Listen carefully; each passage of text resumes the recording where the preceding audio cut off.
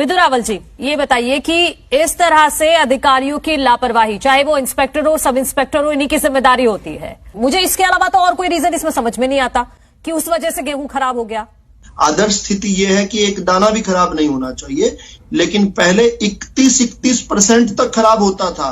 आज किसी highest district में भी कुरुक्षेत्र में अगर खराब हुआ है तो 6.4% खराब हुआ है, और पूरे हरियाणा की एवरेज करें तो 0.3% है।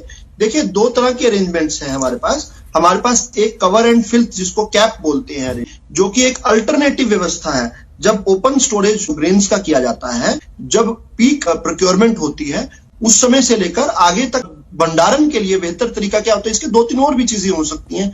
जैसे अभी बताया कि एफसीआई के लिए तो हम खरीदते हैं, लेकिन एफसीआई जो डिस्पैच लेता है, उस डिस्पैच की अगर स्पीड स्लो है, वो किसी भी कारण से हो सकता है। जो हम 19-20 की बात कर रहे हैं, तो ये निश्चित तौर पर कोविड वाला काल है। कहना कि केवल 1 महीने में खराब हुआ, ऐसा नहीं है।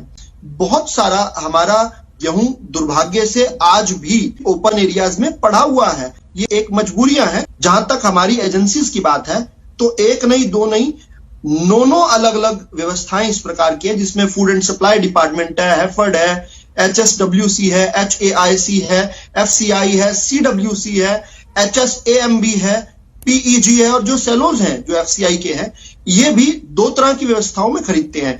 एक होती है ओन्ड, जो कि हमारे अपने गोदाम है, और दूसरी है जो हायर्ड है। उन हायर्ड में भी कवर्ड भी है और ओपन में भी खड़ा है।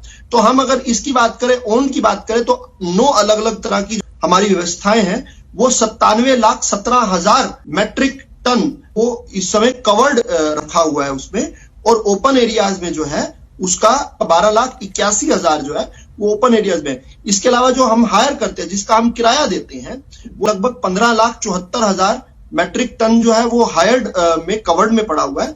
और हायर जहां हमने किए हुए हैं, यानी किराया जहां दे रहे हैं, वहां पर भी ओपन एरियाज में 6,68,000 मैट्रिक टन पड़ा हुआ है। ये एक वास्तविक स्थिति है। आप तरपाल के भरोसे कितने वर्षों तक गेहूं को बचा सकते हैं, ये भी एक चैलेंज है।